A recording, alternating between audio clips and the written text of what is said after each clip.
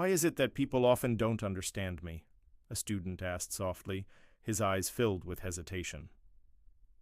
Mr. Joko, their kind-hearted teacher, smiled warmly. That's a wonderful question, he said gently. How many of you have ever felt the same? Almost every hand in the classroom went up.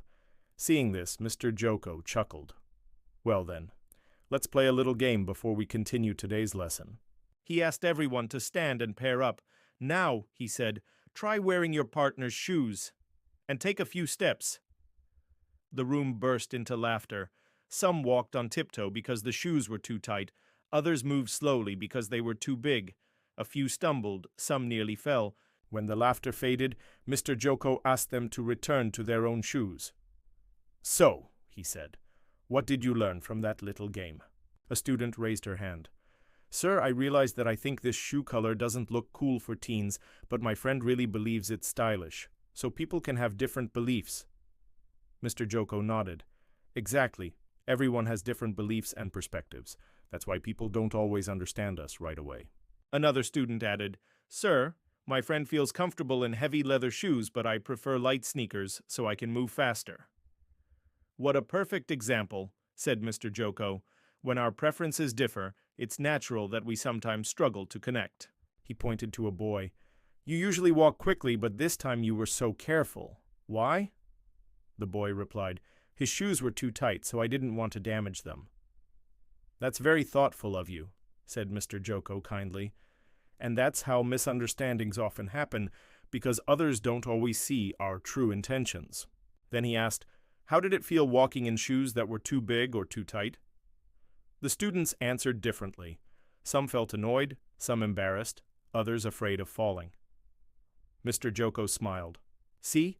People can judge us wrongly, simply because they don't feel what we feel. Suddenly, one student raised his hand. Sir, I used to wonder why my friend still wears old-fashioned shoes, but it turns out they're the most comfortable for him. Mr. Joko's eyes lit up. Excellent! Our ways of thinking are different too, and that's another reason understanding each other takes effort. He looked around the classroom with warmth. Children, he said, life is like shoe sizes. There's no one size that fits everyone, just like beliefs, feelings, and ways of thinking. That's why we need to understand each other, not force others to wear our shoes.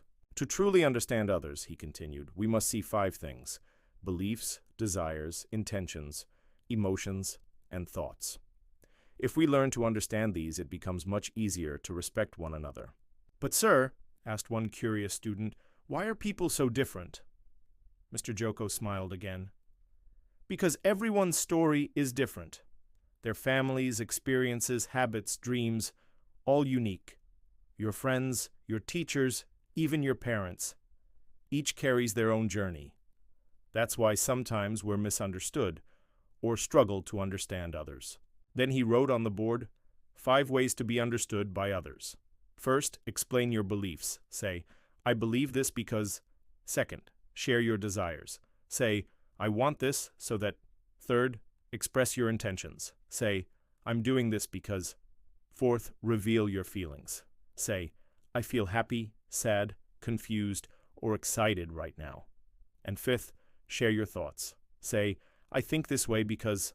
Next, he wrote, 5 ways to better understand others. First, ask about their beliefs. Ask, why do you believe that? Second, listen to their desires. Ask, what do you want to achieve? Third, learn their intentions. Ask, why are you doing this? Fourth, observe their emotions.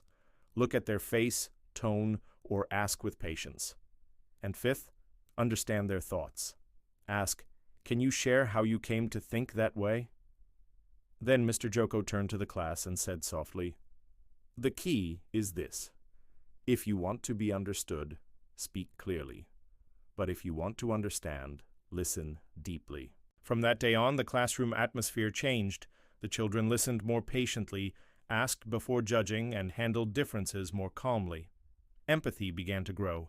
Friendships became warmer, and understanding became natural.